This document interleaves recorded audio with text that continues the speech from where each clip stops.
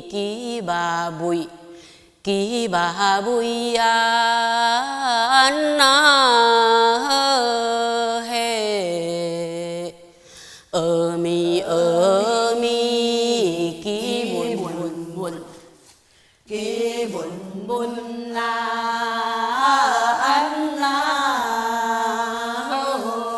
he牛年大发是呀，不嫁了嫁。